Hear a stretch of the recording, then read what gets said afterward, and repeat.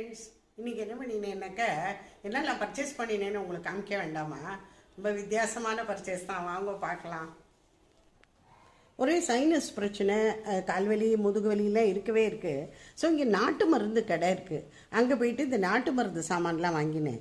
இதை பாருங்கள், இது கரிசலாங்கண்ணி பவுடர், அதுக்கப்புறமா இந்த என்னெல்லாமோ இது வேது பிடிக்கிறதுக்கு நொச்சி இலை பொடி, அப்புறம் கடுக்கா பொடி. இது எதுக்குன்னு நான் சொல்ல வேண்டாம், எனக்கு வெக்கமாக இருக்குது.